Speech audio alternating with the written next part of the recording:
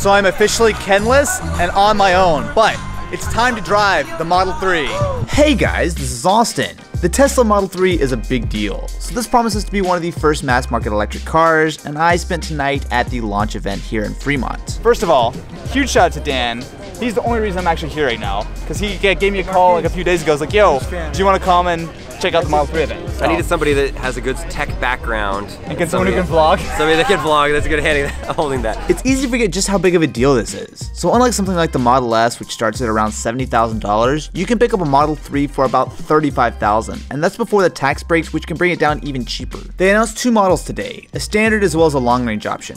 So the standard model will get you about 220 miles of range, where the long range gives you a pretty impressive 310 miles.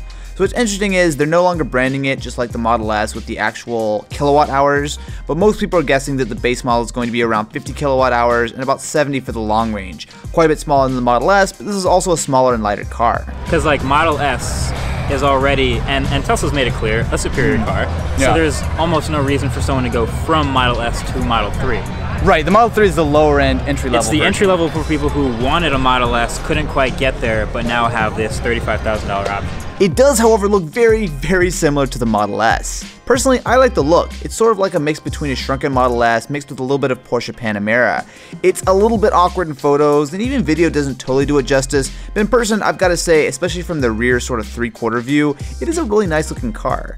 I only wish it was maybe, dropped like an inch or so, but, we'll see. Inside, things are fairly basic. So my test drive was about at 10 o'clock at night, so it was kind of hard to see everything, but one thing that you can very easily see is the fact that the dash is basically just a single 15-inch screen. Now don't get me wrong, it's a nice looking display, and you do get pretty much all the information like your speedometer, you get your nav, all your climate controls, but that's pretty much it. There is no speedometer or anything in front of the driver. Now, on stage, Elon was talking about the idea that as things become more and more autonomous, that it doesn't really matter if you're actually looking at, all your gauges and stuff because the car will be driving itself. But as of right now, I'm not so sure how well that's going to work. You got to drive the Model 3. I did. I unfortunately just got a ride. What do you think? I really liked it. I got really used to comparing all these cars I've been trying the last couple months to my car, and they're all super different. Yeah. Model 3, I sat in it, and it felt like a Tesla. Felt very familiar. It is so quiet. I feel like it's quieter than the Model S, and the Model S is super, super silent. They're both very quiet, and these have smaller wheels, so the ride's a little smoother, a little quieter. Yeah. I unfortunately did 19 miles an hour on my test drive, so. I think I hit 65. So you drove it. I drove it. It's obviously not as fast as the Model S. Right, it's not as quick, but like, the weird thing is when you stomp on that pedal, you still get that lurch forward, that immediate torque of an electric car, because it's electric. That's the benefit you get. So it still feels quick. And we don't have an exact spec on how much power it provides, but essentially they're quoting somewhere between 5.2 to 5.6 seconds to 60, which is quick. At launch, they're only selling two-wheel drive cars, but in the not too distant future, you should be able to get a dual motor car with all-wheel drive, which I would assume is going to be a lot faster.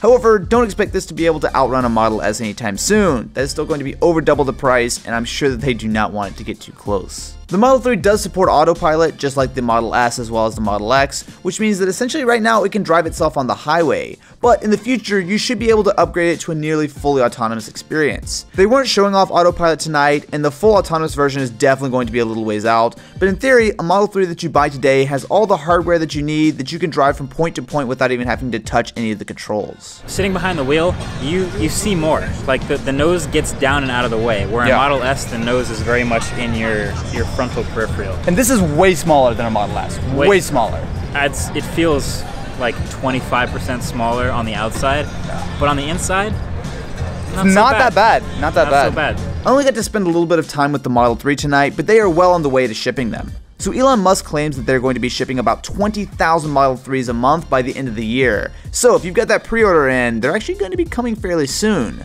So what do you guys think about the Tesla Model 3? Let me know in the comments below, and I will catch you in the next one.